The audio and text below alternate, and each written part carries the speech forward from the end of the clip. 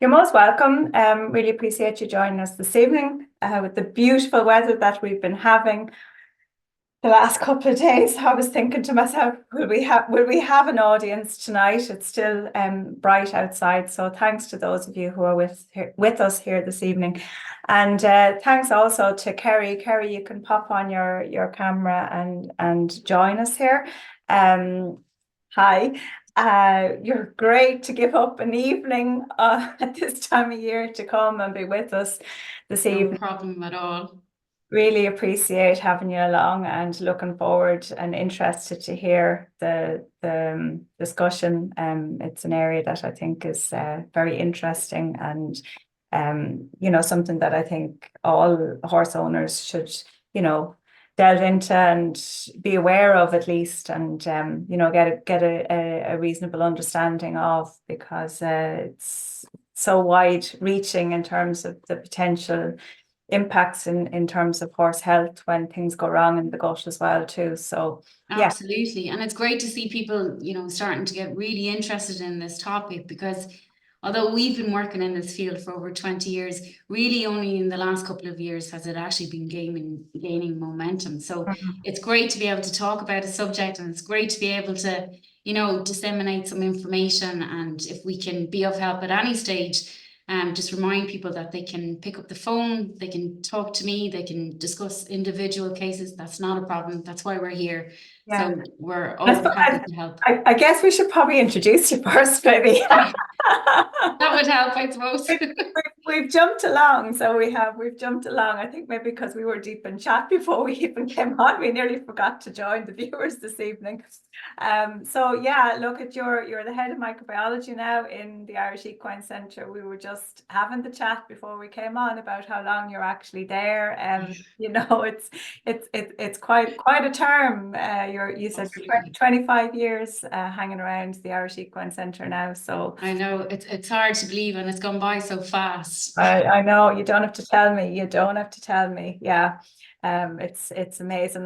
They do say that time, you must be having fun if the time is going so quick. So, yeah, look at like I say, you're around there a long time. You've been in the laboratories for a long time. You've been across lots of different areas of ill health and issues that arise between viruses and bacteria-led diseases and all the rest of it. But the topic tonight is really around with a focus to the gut, and I suppose with a focus to the work you've been doing around probiotics and that side of the house. And we may get a chance to touch on some other elements at a later point in the conversation, but that's the main focus point for this evening.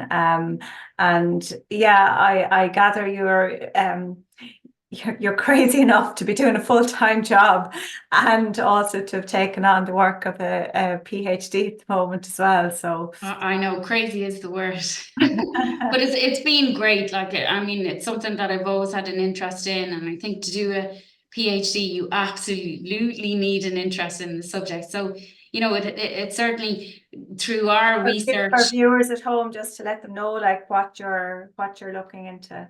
Yeah, so I suppose just to explain a bit about my background, I'm a Kevin Street postgrad, which is now obviously part of Grange Gorman campus, but I would have done my degree in food science, and I would have done my master's then after. So I went to work and did master's part-time. At that stage I said never again, and here I am doing a PhD.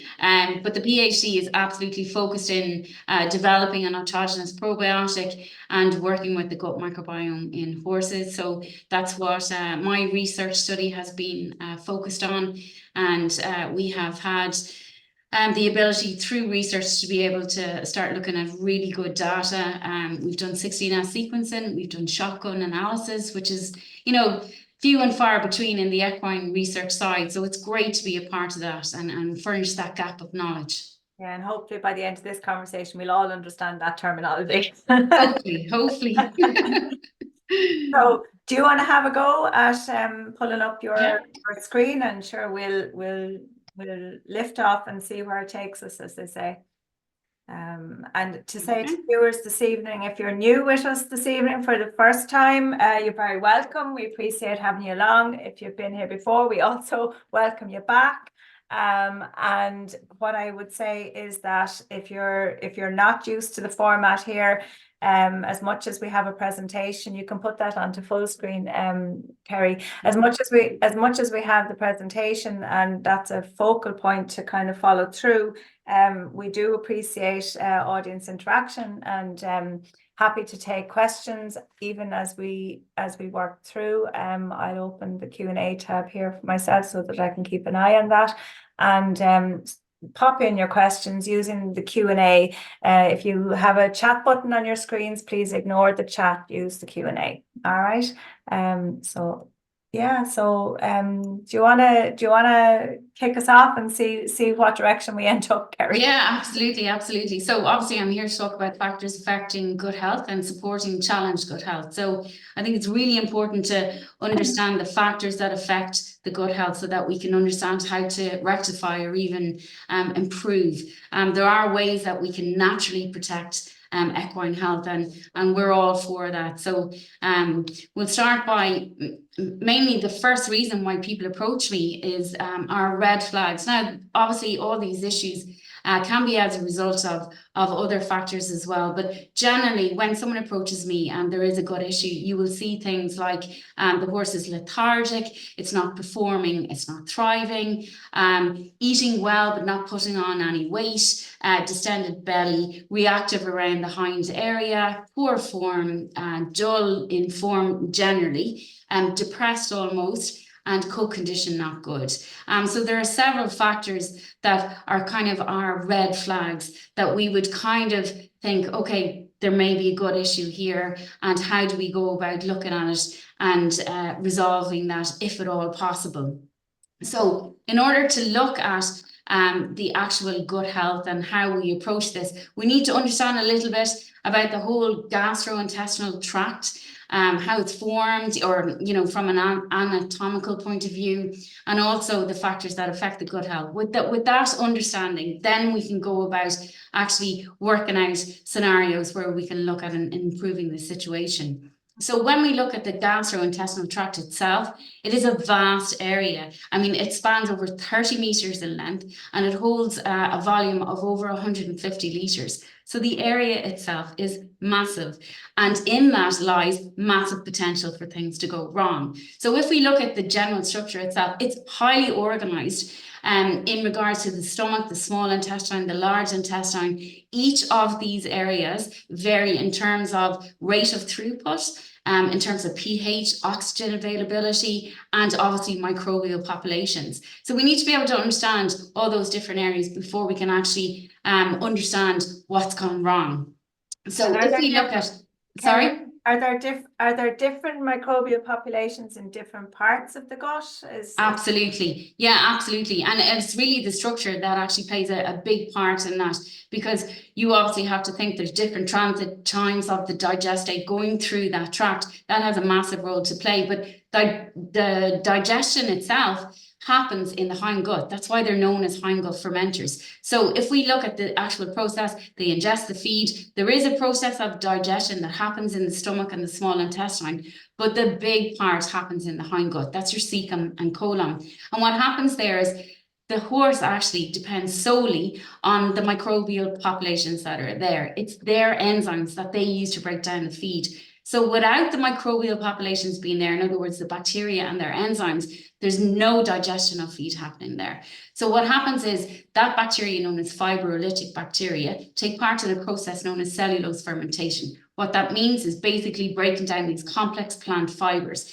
With that, then, we form these valuable from a nutritional point of view, short-chain fatty acids.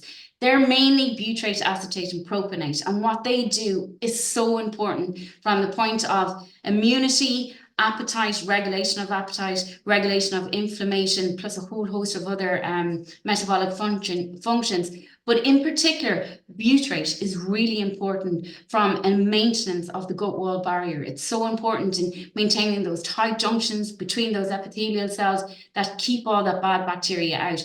So if we look at the process of digestion and there's an issue with the bacteria in the gut, perhaps they're not in the correct balance, or they're not in the correct populations, then we won't have the bacteria there present to break down the feed. If that's not happening, we're not producing the short-chain fatty acids, would actually contribute over 65% of the energy output for the horse. So if we're not producing the energy, then it's no wonder that we're hearing things like, oh, my horse is not thriving, it's pulling up, it's not performing, I'm feeding it everything under the sun, but something's not happening, something's gone wrong. So, and it's generally down to that process of digestion.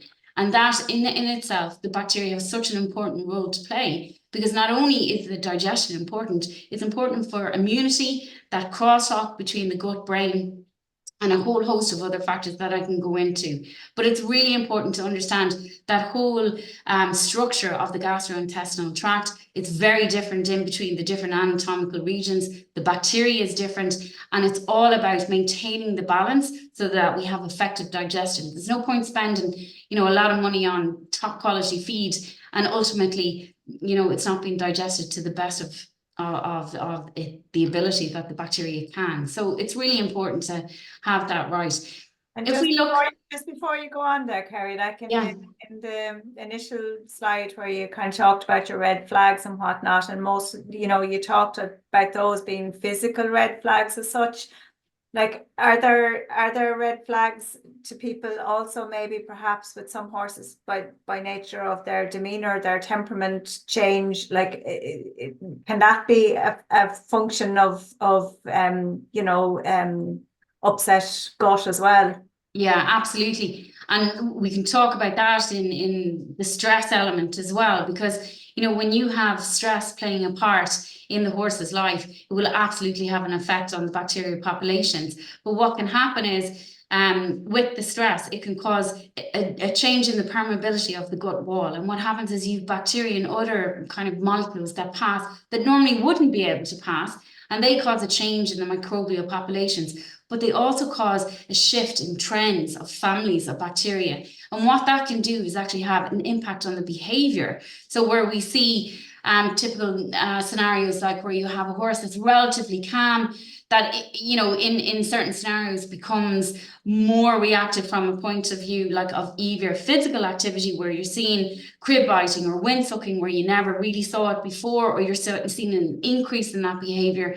Yeah, absolutely. But also, I suppose the one thing that I hadn't mentioned was the actual fecal sample itself. The consistency of that plays a big part in our red flags. So if you're seeing a horse with, relatively normal consistency in that stool, and then it's changing from that to relatively soft or even cowpath, then absolutely we need to have a look at that fecal sample and test it for the bacteria that's present or not, as the case may be. Yeah, because like obviously there's different kinds of diarrhea outputs as well too, and like I'm thinking about foals in particular now, in the season that we're in, and like you've diarrhea for many different reasons. But some of those, like, is it possible even with the foals that there may be issues that come back around this as well, or is it more a case of you're thinking this with your you're more mature, you're fully grown? Is it something for all ages and classes? Yeah, no, it absolutely is something, because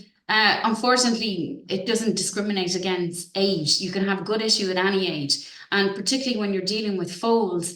When they're born, they're essentially, their gut is sterile. It's formed as a result of, birthing through the canal, the skin microbiome of the mare, and the environment itself. That all plays a part in laying down that, organizational structure from a bacterial point of view. So you can absolutely have issues there, because if you have an unstable profile, which you will have at the start of a young foal's life, and then you have the introduction of maybe antibiotics, or you have salmonella in the environment, or you have a Clostridium difficile in the environment, these can take hold. When you have a vulnerable gut situation, it leaves the door open for these types of bacteria to be able to take hold in the gut. Whereas, say, in a more mature horse, where the gut is more of a stable profile, then it's harder for those bacteria to take hold. So there's lots of ways that those pathogenic and opportunistic bacteria can take hold, which I can go into as well. That's not a problem. Yeah. And just another question before we can move on to them, but like, I suppose, you know, you talked about animals that are not thriving and they're eating and they're not putting on weight and all of that. Like, can there be issues where we'll say you have animals that we'll say perhaps are on the opposite side of that scale, obesity kicking in, that there's metabolic issues at play? Is that also an area that there might be you know, associations with as well? Yeah, absolutely. I mean, there's lots of studies out there, particularly with germ-free animals. So in other words, they set up a study where they have a sterile gut microbiome, and then they introduce different bacteria to assess what changes happen as a result of feeding and whatnot. But obesity there's massive studies out there that will actually talk about the gut microbiome being related to obesity and shifts that actually, you know, profile for that type of physical state. So we can use the gut microbiome. Now, obviously, we can't say, oh, you'll definitely, you know, fix the problem of obesity, say with the likes of probiotic, but you can certainly improve and you know, utilize that feed efficacy rate. So get the most out of your feed by getting the bacteria in the right balance. The question has just come in. I'll kick it at you for the moment because we were just talking about the foals. Obviously, in a normal healthy horse, the gut microbes are developing since they were born. However, if your foal has a trauma at a young age, it affects its development. What can you do to encourage to kickstart this development again after the trauma has passed? Yeah, so what I would say is probiotics. That's the biggest part to play in all of this, because even as I talk about all the factors that can actually affect the microbiome, you know, probiotics have a part to play in each of these factors in minimizing or protecting or, you know, acting as a buffer to all of these things. So, you know, obviously foals, there's lots of trauma associated with foals, and it's very difficult to, I mean, we can't wrap them in bubble wrap, obviously. So these things happen. So, you know, antibiotics certainly have to be given if there's an infection or anything like that. If there's trauma, and even with the antibiotics, the stress factor alone is going to have a part to play. So there are ways that we can help that gut microbiome along or minimize the effect of the trauma by, you know, influencing that gut microbiome with beneficial bacteria. And there's lots of different probiotics that you can use for that.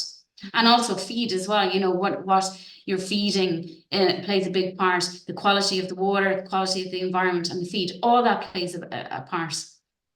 For sure. Yeah, sorry now for interjecting. That's okay.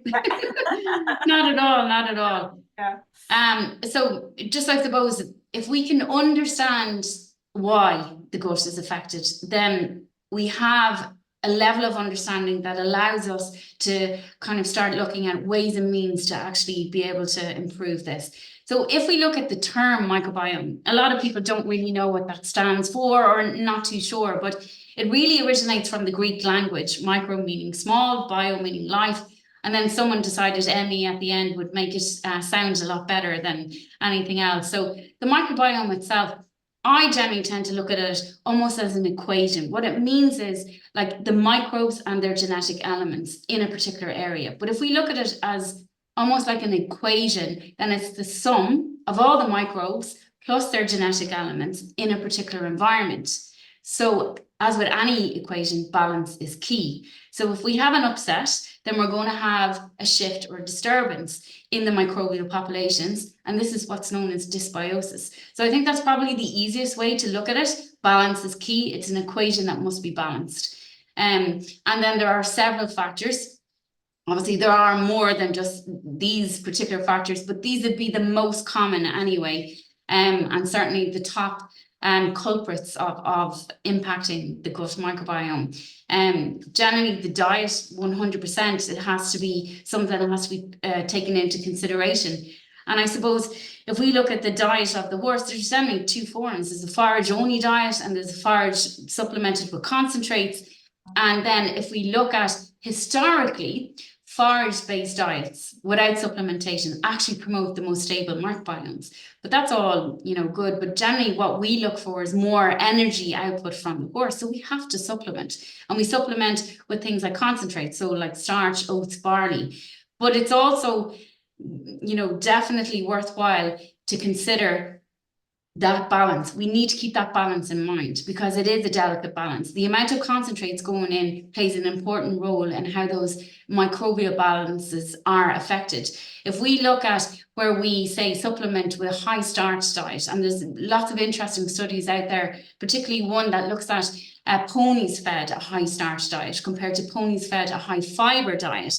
And actually, when you compare the two groups, they actually were seen to show the most stable microbiomes, but also they were seen to be more settled and calm. So that's an interesting take on the starch rather than on the fiber. So more calm on the fiber-based diets. So the starch tends to increase reactivity and increase that unsettled behavior because you have shifts in bacterial populations that are happening. So as a result, then the bacterial balance, the microbial balance has gone askew. The digestion has been kind of put out of, I suppose, balance. And then you're seeing these short-chain fatty acids are not being produced in the numbers that they need to be. And not only that, but then the metabolites that are produced as a result of that fermentation. This isn't just a simple kind of pathway. There's lots of products that are produced as a result of this that influence many metabolic processes in the body. So diet plays a massive part in that. And we need to be able to look at that balance. So generally we would say no more than 1 gram per kilo of body weight in one meal serving. So what that really means is if you're looking at say a horse that weighs 450 kilos, then really you shouldn't be giving in one meal serving more than 450 grams. That's theory based. We have to look at the output of that horse and what we're looking for them to give us as a result of what we're feeding them. So it is very much a delicate kind of weighing scale scenario where we want to put in the right amount, not overwhelm the bacterial populations or put them out of balance, and then get the energy output that we require. And Kerry, what about like obviously I'm conscious there's a a significant environment unit there in the Irish Equine Centre, and there's a lot of analysis done there on the quality of the hay and the haylage and the hygiene of them as much as the nutritive output of them. Like, is there any evidence from what you see of relatedness to gut disturbance, more so from, we'll say, haylage versus hay, or in terms of the hygiene factor of either? Like, how does that show its face in all of this? Yeah, really the word here is quality. It's the quality of the feed that's going in. If you have a vulnerable gut situation where you're already dealing maybe with bacterial populations that have gone a bit awry, and then you're feeding maybe hay or haylage that has pathogenic fungi in it, then fungi generally are more durable than bacteria. So they will infiltrate the whole digestive tract, and they will actually start to take hold and potentially cause issues with fungal overgrowth in the digestive tract. So we need to be really sure that the quality of the feed that we're feeding is really good, and that's easily tested. And that goes for the water as well. So if you're have a drinking trough that's potentially maybe never cleaned or not cleaned that often, or is rinsed every so often but not really cleaned, then you could potentially be looking at fecal contamination of the trough. 100% that's going to have an issue on the gut. And in that situation, we recommend hot water, a bit of fairy liquid. Fairy liquid does wonders because it breaks down the biofilms that can form, that can actually protect the bacteria that are lying on those surfaces. So you can disinfect, but if you don't have that cleaning step prior, then you're disinfecting, but you're not killing everything. So it's really important to clean down that trough first, then disinfect, say with something like baby's Milton, and rinse really well after that, and then put in your water, but also to test the water source. So if you're using, say, a well, to make sure that the water is of good quality, that the well itself isn't contaminated. And there's lots of different structures of wells. Some wells you can pump out so they're easily cleaned, other wells you can't. So it may be a situation where if the well isn't of adequate water quality, you may have to switch to mains. Because ultimately you could be doing everything in your power to get, everything right with the horses. And it could be something as simple as the water quality is just really bad. And that's having an effect on the bacterial populations in the gut.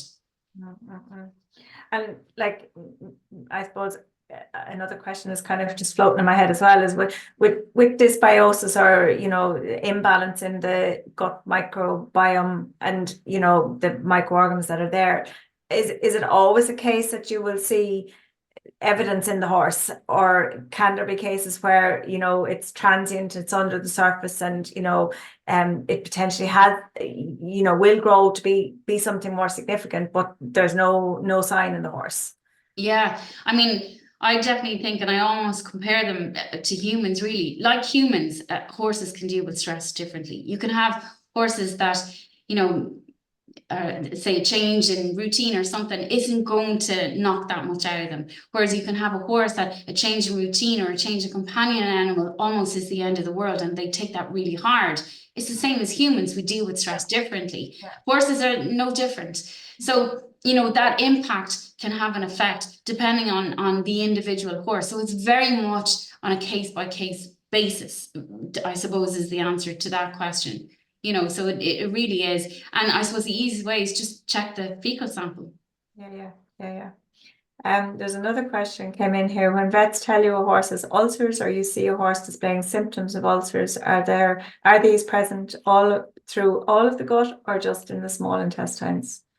So ulcers can be in different parts of the gut, and it's really down to scoping to see where those ulcers are.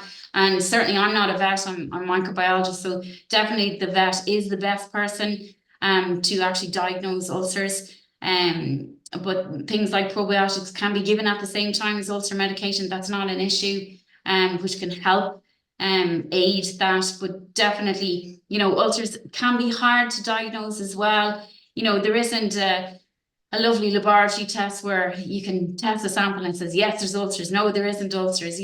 Sometimes it's a combination of different diagnoses that come into play to actually say, yes, there is an ulcer, it's a grade 4 and it's located in the hindgut area. That takes several tests to actually come to that, and an interpretation of that as an overall picture. And that's why the vet is really good at, because they're on the ground, they see the horse. I suppose when we're based in the lab, we are only dealing with the bacteria and what the person tells us.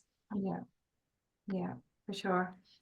So you've some other factors there, like the so leading on from the diet, so those shifts that I was talking about, where we infiltrate with an influx of say a high starch diet, where we have chains and trends of bacteria, where we might look at say you can have a trend that's associated with a precursor of laminitis, actually in colic, where you have an increase in lactic acid producing bacteria such as strep or lactobacillus. These names might mean anything, but basically what happens is you've an increase in the production of the amount of lactic acid in the gut. And when that happens, you have a decrease in pH, but you can also have an overproduction of gas, which can affect the bacteria that's there. But not only that, they can affect the actual structure of the gut wall. So we have to be really careful with that diet, because it really can lead on to so many more issues. And if we look at colitis, well, generally it's a chronic inflammation. So, and if we look at the culprits that are really caused, or that we would isolate from colitis, you're looking at Salmonella, Clostridium difficile, and Clostridium perfringens. So these type of bacteria, if the gut microbiome was balanced, would they really be able to infiltrate and actually cause a problem? My instinct would be to say no, because if we can have the commensal bacteria there, then, one of their main functions is to protect the gut from the infiltration of those pathogenic bacteria. Then perhaps, now obviously with colitis, there's a massive amount of factors that come into play. You've stocking density and animal husbandry and feed and environment, but with the whole gut microbiome, 100%, it has such an important role to play in these diseases. And if we were to maybe introduce probiotics, could we minimize the effect? Or can we maybe help eradicate those, bad bacteria from the gut. And, you know, there are definitely studies out there that can show that, particularly in humans, if you look at C. diff infection, there are studies now that show that probiotic use in humans, where you're looking at antibiotics are no longer viable or no longer effective, probiotics can actually help alleviate symptoms. So it's the same in horses. And, you know, it's really important that we look at alternative strategies to manage these gut health issues. And I suppose to lead on from C. diff infection, antibiotic use, definitely one of the big factors that plays a role in, you know, influencing gut microbiome populations. Antibiotics 100% necessary to treat infections. But I suppose the thing to think about is antibiotics target the bad bacteria, but they also target the good. So you can have elimination of the bad bacteria, but you can also have elimination of the good bacteria. And that in itself has implications, because when you eliminate a proportion or whatever number of beneficial bacteria, then you leave the door open for the likes of these pathogenic bacteria to actually say, well, do you know what? There's no one here minding the door. We're going to slip in here and take hold. But also you can have fungal bacteria or fungal organisms that were in the gut that are, you know, part of the normal gut microbiome, that now have an ability to actually take hold where they wouldn't have before. That changes all the digestive, you know, fermentation processes that are happen. It changes the output of the short chain fatty acid, and ultimately changes the energy output and all those implications that, you know, have a result on that. So I think the thing to take note with antibiotics is, yes, they are necessary. We have to be prudent. We have to be careful. We have a One Health approach now that we have to look at, you know, using the antibiotics really carefully. And even if you go into a doctor now and they prescribe antibiotics, generally when you go to the pharmacy, you will see now that they actually recommend you take probiotics along with antibiotics. I was just going to say it, you know, I mean, we're becoming more accustomed to this on a human health level, and it translates across, you know. It does. Yeah. It does. And, you know, from our research, you know, before we I suppose I started down the PhD route because I'm, you know, in this field, I suppose, a long time. But years ago, we would have said, no, you know, do your course of antibiotics, and then when you're finished, you know, start using probiotics. We've changed that. As a result of our research, we've now shown that you can have, in some cases, even quicker recovery if you use probiotics, because they can act as a buffer. They can minimize, you know, that impact of the antibiotics on the gut. And if you have an ability to be able to minimize that impact, well, then it would make sense to have that, you know, factor in play. And, you know, it's a natural way to be able to, you know, minimize the detrimental impact, I suppose, on the gut. And I'm guessing there's a double whammy nearly effect in my layman's terminology. If you're talking about, you know, a horse that's undergoing, and it's no different to human, if you're undergoing anesthetic and antibiotics, you know, that must have a multiplier effect then, does it? It does, yeah. Because all these, like, you know, prednisolone for dogs, all these steroids, they do have an impact on the gut, you know, and it's, I suppose, it's not to get too caught up. I mean, like, you know, we have to take necessary. There's positive reasons for using these things, but it's being protectionist about it. It's a little bit like managing your grassland, you know. I mean, you got to look after the grass to ensure that the weeds don't encroach and, you know, become too overbearing. But there's some weeds that, you know, they may be beneficial in small quantities. Yeah, absolutely. And it's the same, like, you know, if you can preempt a problem, or even be proactive about, you know, reducing the risk of something happening, well, then it's you know, it's better to prevent something happening than trying to cure it after the horse is bolted, as it were. So, you know, if we can put these kind of procedures in place, or you know, different things that can help mitigate the risk, I suppose, is what we're trying to do there, or, you know, trying to get the message across that, you know, think outside the box. I often sort of wonder as well, like, is it the disease that comes first, or the bacterial upset that comes, you know, chicken egg, which is and it's really hard to answer that, because there's so many factors that can change those bacterial populations that you know, that you can have a change in those populations that actually are precursors to disease, or you can have a disease that actually really, messes up with those populations further down the line. So it's, there's lots of issues there that can actually play a part. So yeah, unfortunately, it's not a simple answer for sure. Yeah. And did you want to say anything about the Yeah, so stress, I kind of quickly mentioned it earlier on, weaning, travel and exercise, these are all stressful events. And I suppose weaning is nearly one of the most stressful events in a horse's life. Absolutely, yeah. Yeah, and these things can have an impact on the microbial populations, on that bacteria. And I suppose I quickly mentioned that when you have a stress factor being involved, what happens is you can have the microbial, the bacteria basically changing in numbers. And what can happen is you can have small pores actually forming in the gut wall, and the bacteria and the products basically transverse through these small holes that weren't able to before, and they influence an activity called the HPA pathway, the hypothalamic pituitary adrenal activity. But that in itself influences the gut microbiota talk between the gut and the brain. So now we have a situation where we've had stress like diet, and also can impact behavior. So where you have a horse that's stressed, now the impact is being seen in the bacterial populations, but now it's also being seen in the behavior, where you have more reactive behaviors, or you have that they say more locomotion. So basically more box weaving, or, where you go to maybe put a saddle and they're really not happy. And, if you touch them around the hind area, it's causing a bit of discomfort. So all that plays a part, so it's definitely stress can affect behavior, and it's about the whole bacteria having a role to play in that as well. And then I suppose worming is a massive.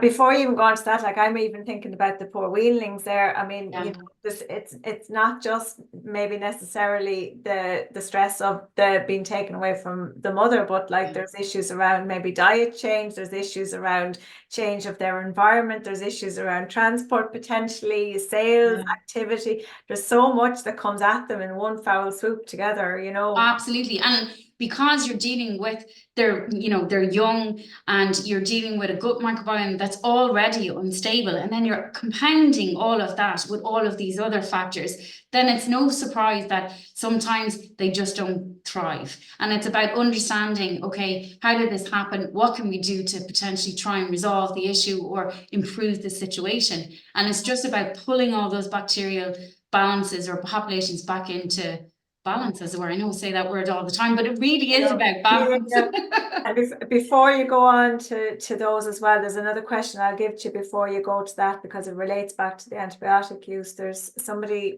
is wondering, will taking the probiotics at the same time or in the timeline as antibiotics not kill the probiotics? No, well, certain ones, yeah. There's lots of different probiotics out on the market, and really, when you're talking about that, you're talking about numbers. So viability of the bacterial strains in your probiotic is of utmost importance when you're using a probiotic along with an antibiotic. If you have a probiotic where the viability has been confirmed, and you have a bacterial strain or strains that's in high enough numbers that that it's basically going to traverse through the obstacle course that really is the digestive tract, along with all of the other kind of obstacles it's going to face, like bile acids, like the presence of the antibiotic residual effect, and a whole host of other issues that they're going to face, then really, if the numbers aren't there to begin with, there's no hope of those probiotics being able to survive to the end target, which is your hind gut. So if you're choosing a probiotic to use alongside an antibiotic, which is absolutely what we would recommend, then really it's a numbers game at the end of the day. Yeah. Okay, sorry, I'll let you. No, it's okay, absolutely fine. So much prefer to be interactive anyway. But if we talk about helminth infection, so we're talking about worms here. So generally, going by the research that's out there and the studies that have been carried out, it is a kind of thinking that there is a proportional relationship between the level of worms and the level of impact of the gut microbiome. So what that means is generally speaking, the more worms you have, the more impact it's going to have. And why that is because if you have presence of worms in the gut, the worms actually affect the mucin production, which is a component that's so important for protecting the colonic surface of the gut wall. So what it is to do with is protecting that gut wall and also the maintenance of that gut wall. So if that's upset, not only does it start to affect the nutrient availability for the bacteria that's there, but it also changes the gut wall in that you can have it vulnerable where it wasn't before, and you can have that transverse of bacteria and other metabolites that wouldn't have been able to transverse in the first place. Not only do the worms have that impact, but the drugs that you use to get rid of them can also have an effect. So it's really about, you know, we would always say test before you treat. Let's test the sample. Let's see if there is a worm. And with parasitology, it's not a black and white science. It is something that you have to take into consideration the life cycle of the worm. It isn't, you know, something that if you test it once, that's it, or done and dusted. Now the horse definitely has worms. There's a lot of things that you have to take into consideration. So we would say test before you treat, but routinely test, you know, so that you're picking up those kind of blips, as it were, you know, because they are affected seasonally and whatnot. So when you say routinely, Kerry, like put a frequency on that for people, because I think it's a term that's bandied around without people really kind of. And is it the same? Is routine for your adult the same as routine for your young stock? Well, I suppose you've got to take into consideration the location. Is it a high risk? You know, what's the stocking density? If you're dealing with a high risk kind of farm or yard or whatever, then your testing should be more frequent. You know, definitely 2 to 3 months. If you're dealing with a low risk area where, you know, worming or, you know, the presence of parasites maybe on the grass isn't an issue, or there's rotation of stocking, you know, stock as in rotation of pastures rather, sorry, and the stocking density isn't, you know, quite heavy. There's a lot of factors really that play. That's why it's so hard for someone to say, oh, you need to test every 2 weeks. And this should be brought across the board. It isn't that simple. I wish it were. So it's about taking lots of scenarios into consideration. We have to think of what's stocking density. We have to think of other health issues that may or may not be there. We have to think about the environment. We have to think about the feed. We have to think about the age of the animal. So, you know, there's lots of you know, scenarios that kind of culminate in you deciding, okay, we'll test every 2 months. I just want to say to viewers, thanks so much. There's a lot of questions coming in. Some of them I'm just going to hold them for a moment because I know where Kerry is going to with slides. So I'm just going to hold a couple of them that I feel are related more to the later part, but just keep them coming in. All right. Yeah. Okay, so the next part then, age and environment. We've kind of touched on this a little bit. So if you think of, say, the formation of the gut microbiome from the time they're born till, you know, old age, say, it almost goes like a bell curve in terms of stability. So we've unstable, and then we kind of come into a more stable profile, and then we go more unstable towards old age. And there's a lot of you know, I suppose factors that take a part in that. The age, the young age, I suppose instability is to do with that formation of those the gut microbiome. There's a lot of bacteria trying to you know, ascertain themselves in their role in the gut, and there's a lot of fluctuation as a result of that.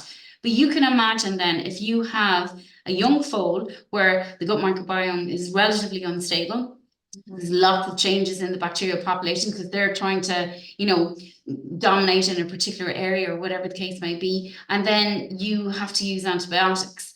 Then, you know, the impact is you know, is notable.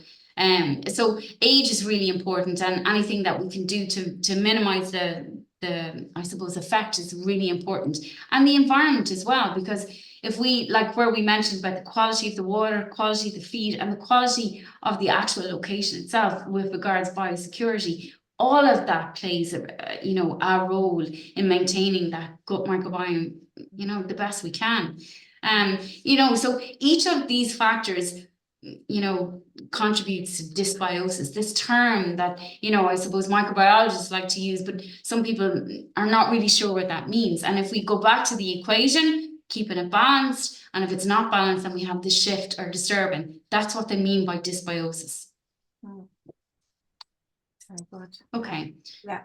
So I suppose if we look at all the factors that actually can play a role in affecting the gut microbiome, there are several things that we can do, but one of the best things that we can do is utilize probiotics.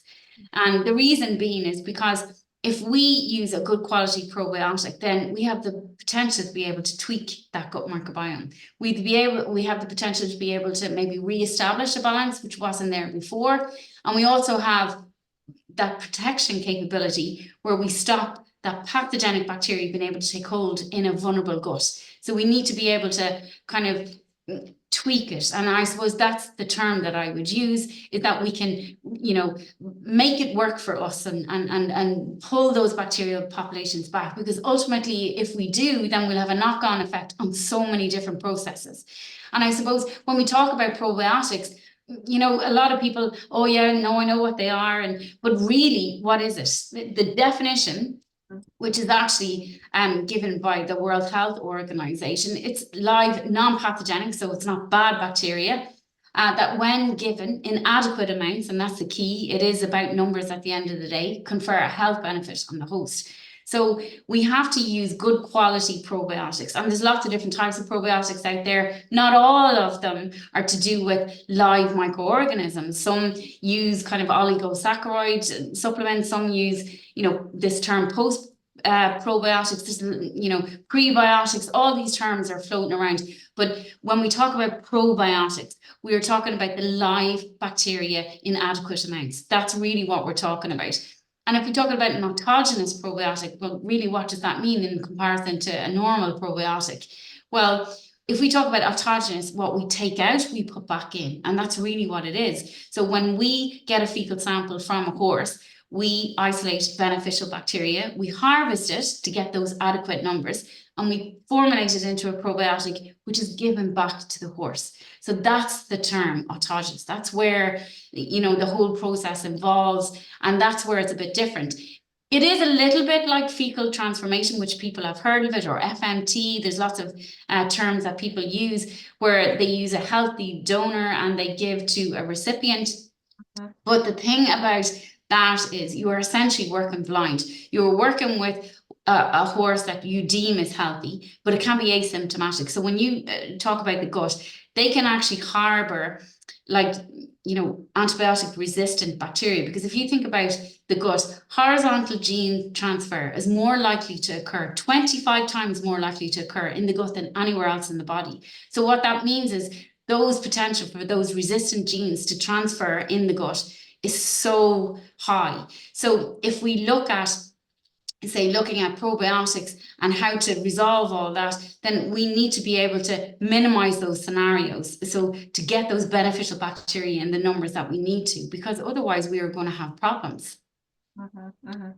And I suppose, you know, I guess I think about it sometimes from the layman perspective, you know, in terms of explaining these things as well. So, you know, if you've got a horse that's ill, whichever scenario it is, or whatever condition, disease, etc., that it has, and you know, you decide at that point to take the fecal sample and to, you know, to harvest the good bacteria from that.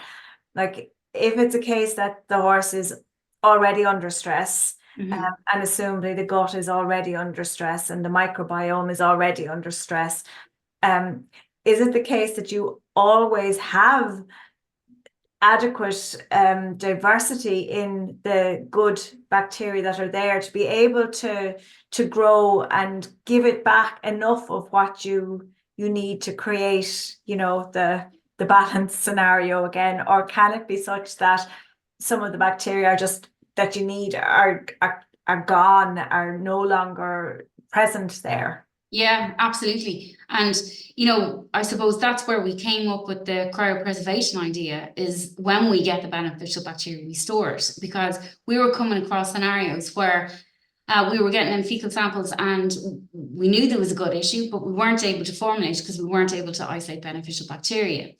And that can be as a result of maybe antibiotic use or whatever, you know, viruses or whatever the case may be. So if we kind of come into that scenario, we only need a tiny amount. So probably most of the time we are able, because we use different kind of enrichment procedures.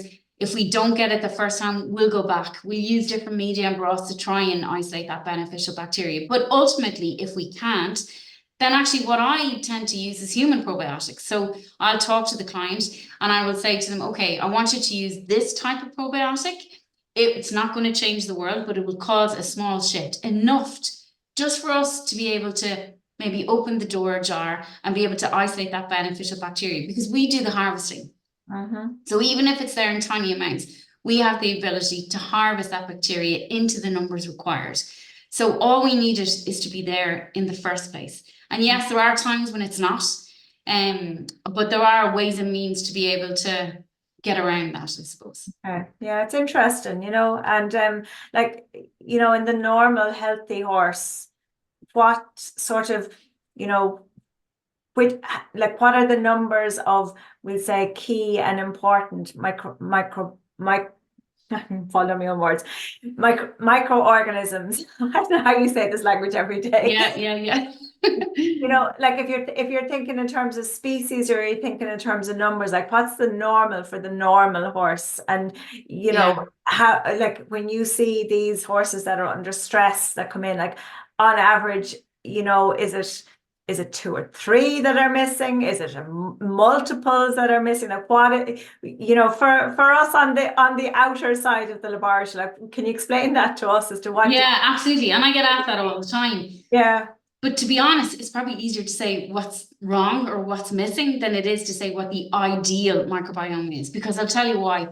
Research in the equine side isn't quite there yet. We are trying to furnish those gaps. But what happens is, ultimately, for you to be able to decide what exactly is there and we do know what the core microbiome looks like, and there's different kind of what they call phyla that are there, and it's actually shared across similar species. Like, you know, you have a core microbiome that's quite common in horses, dogs, cats, humans. So that core is really important. But to actually identify every single type of bacteria strain that's in the gut, we're not there yet. We've over 1,000 different bacterial species classified at the minute.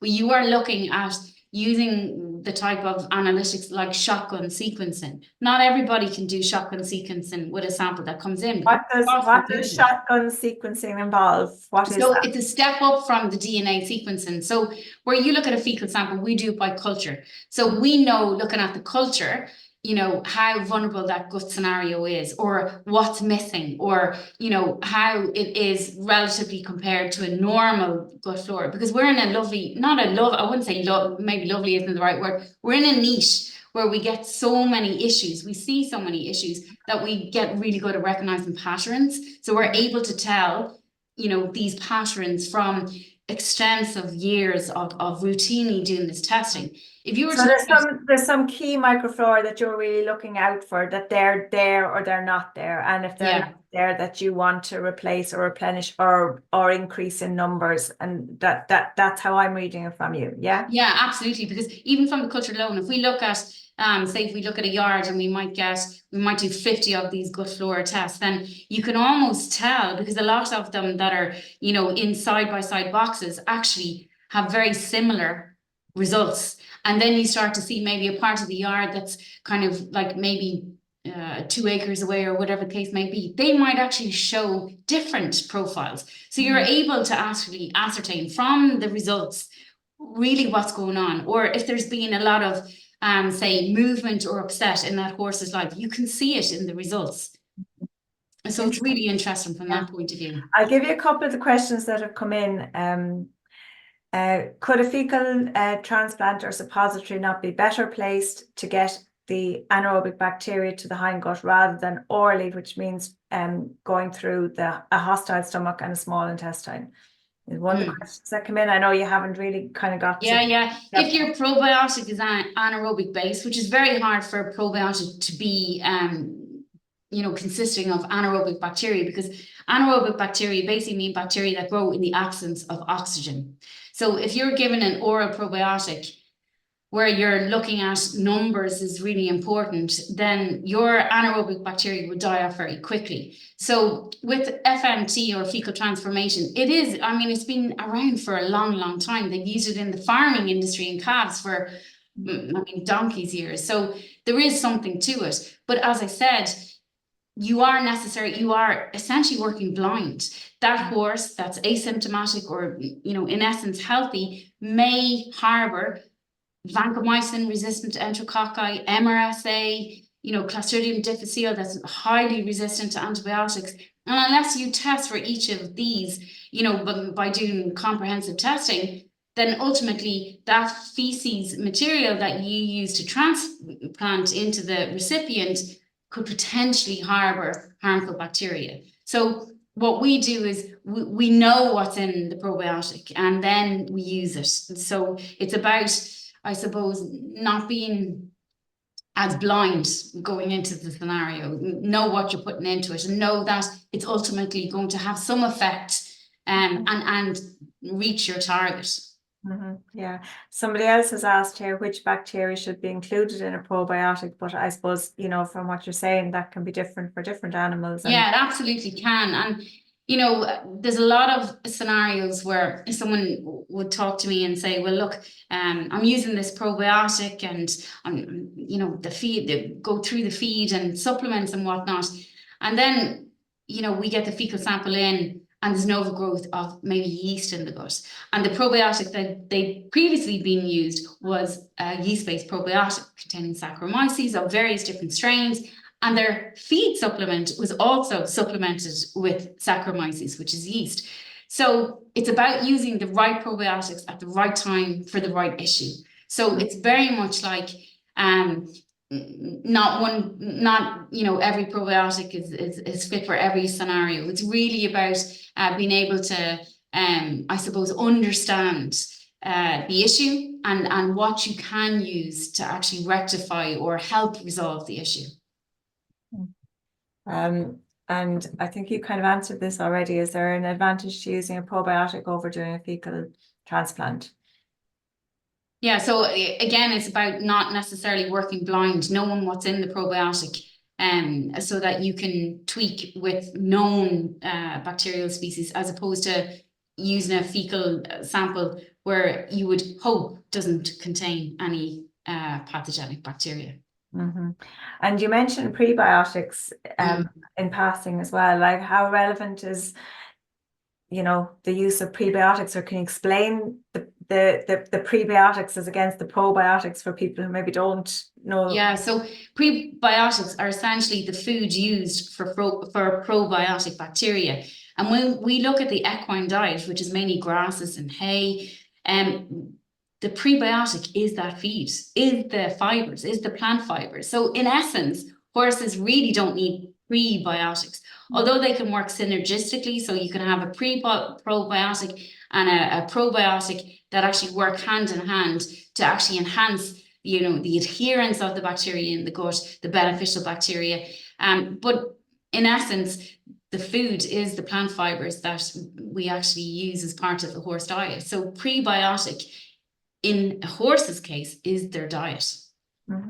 And the biggest advantage, like when you speak here of the autogenous as opposed to, the off the shelf, the more generic probiotic, like what is the key differences, the key standout selling points of this route over the other?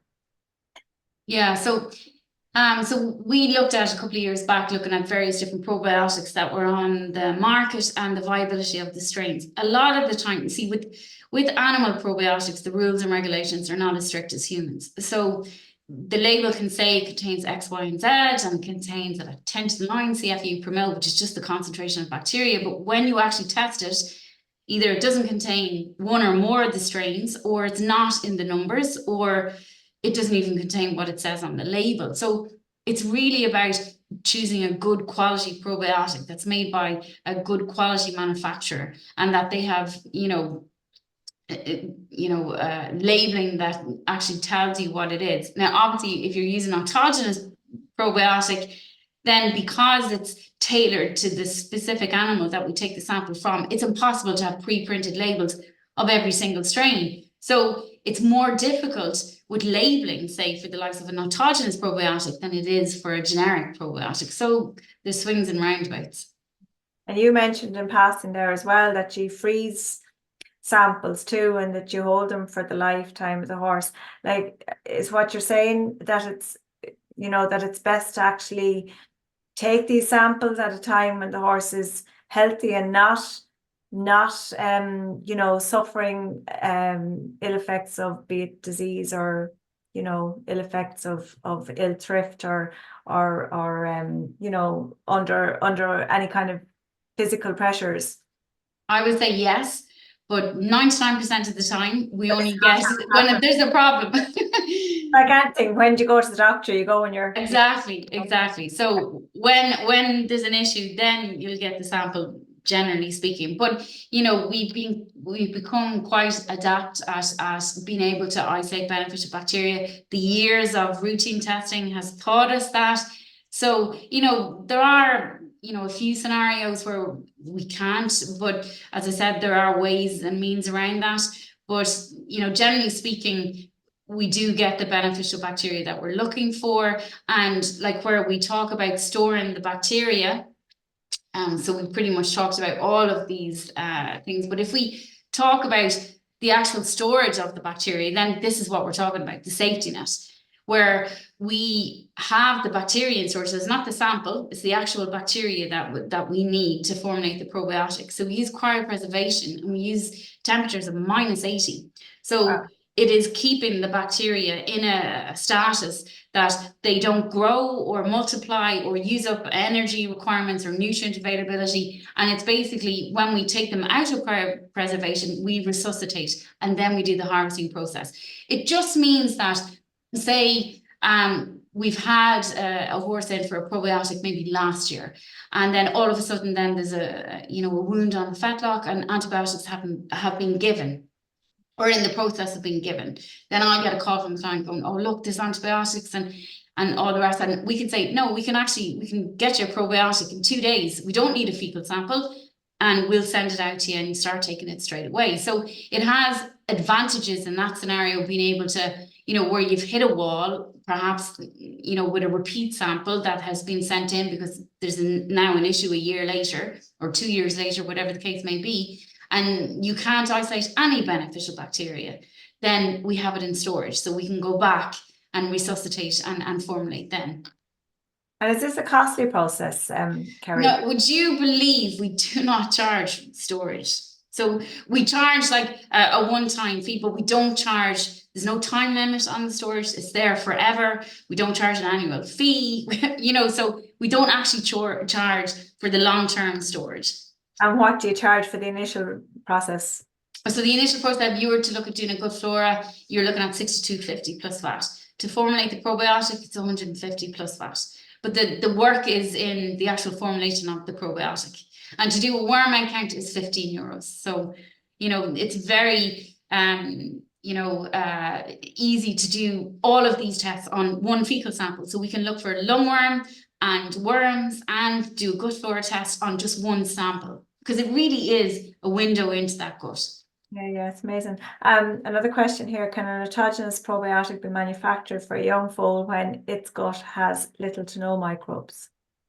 Well, I suppose that would all depend on the results that we get from the fecal sample. It would really depend. But if we can't formulate in that situation, then I can chat to that person and recommend different alternative probiotics that we can use. We can repeat sample then 2 to 3 weeks, and look for a small little tweak or shift in the bacteria that's there and see if we can formulate then. So we don't give up is what I'm saying. Yeah, I'm hearing you. You can stop your screen share if you like there. Yeah, that's been great to have it. Yeah, and I suppose, you're somebody that you're very passionate about all of this area, and you're undertaking PhD in this area, and where do you see the future going? What do you see as the kind of next steps, developments for all of this, or what would you hope for in the future with all of this? Well, I think, even from the time that we started working in this area, probably over 20 years ago now, probiotics and gut microbiomes, all of these terms weren't really known. Yeah. Like people didn't realize. And then when you mentioned probiotics, people weren't really open to it. But I think what's kind of forced our hand, with being more open to look at alternative strategies, is that we're running out of options. So when there's a health issue and we have to go in with antibiotics, we're running into issues where there's problems with efficacy. So they're not working as well as they used to be, or bacteria is becoming more resistant. So with different research studies that we've done here in the Equine Centre over the years, we've looked at what are called MIC values for different antibiotics. And that's the minimum inhibition concentration of antibiotic required to actually invoke any effect. And they're rising.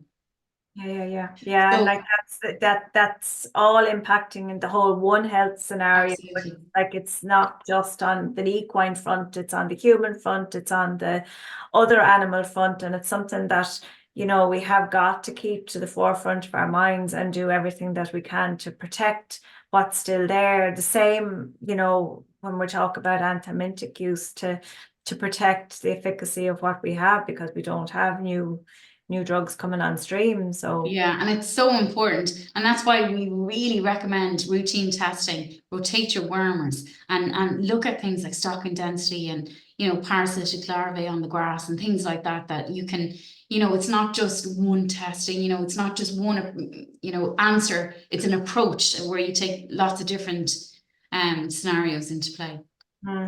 And what's your key wish, I guess, for where this will lead, even in your own studies? Like what's the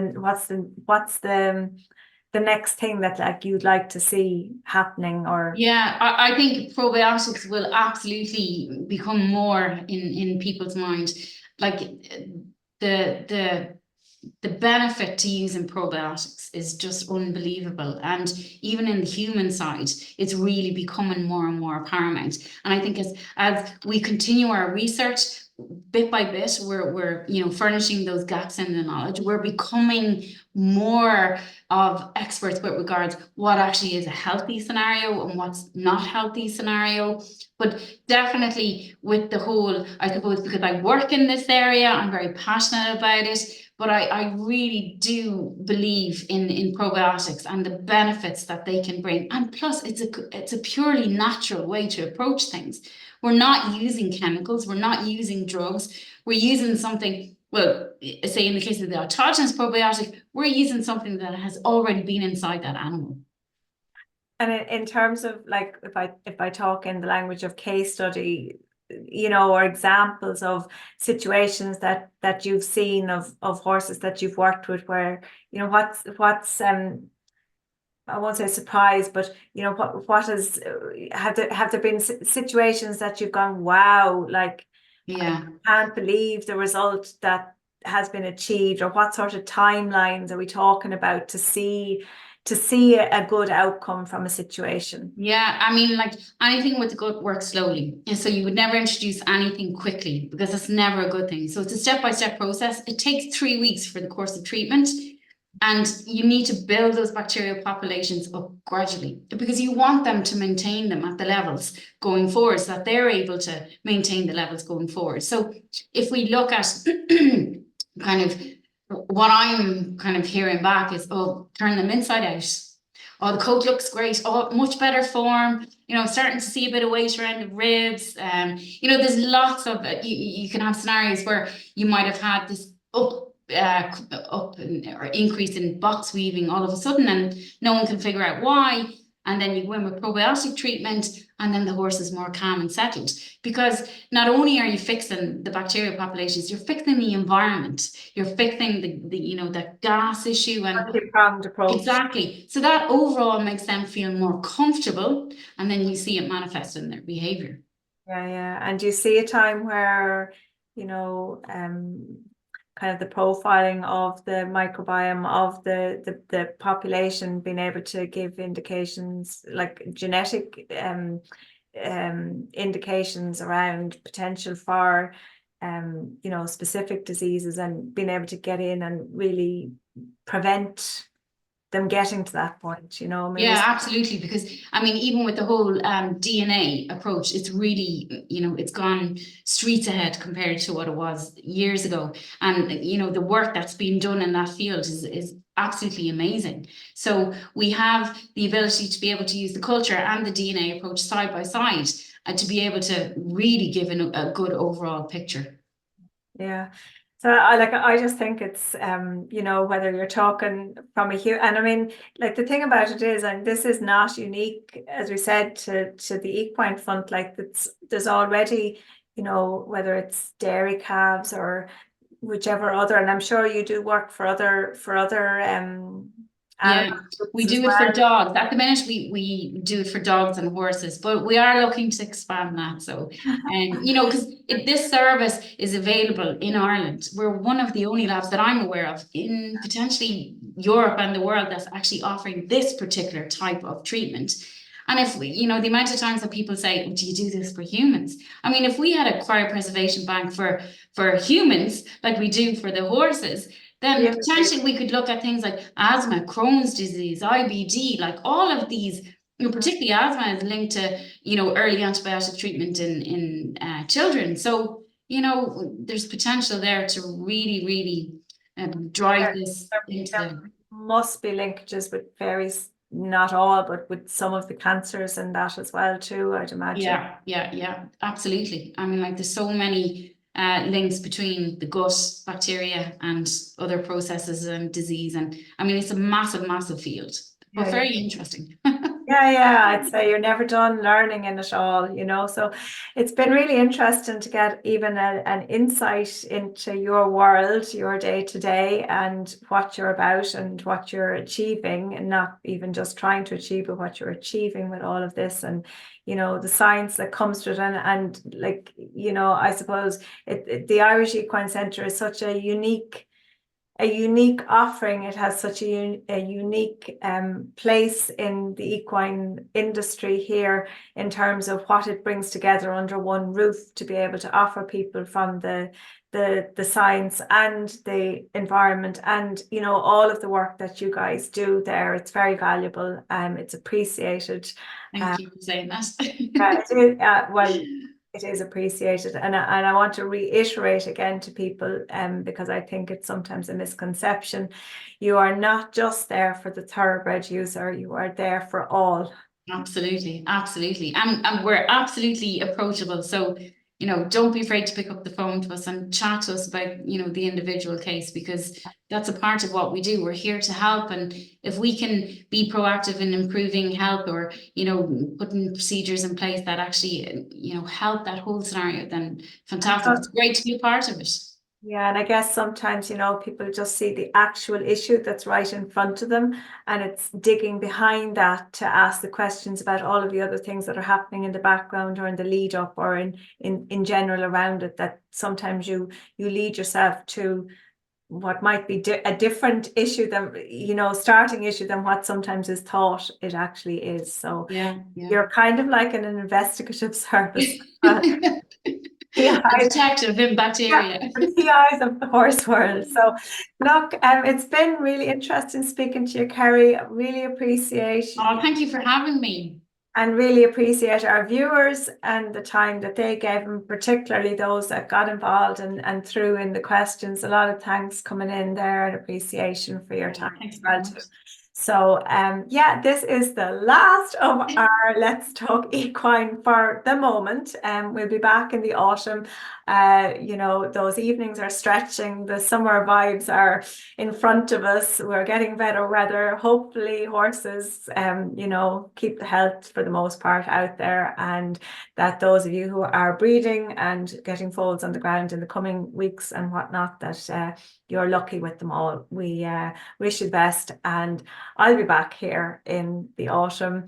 And yeah, Kerry, you never know, and I might knock your door again and you'll be back in the hot seat.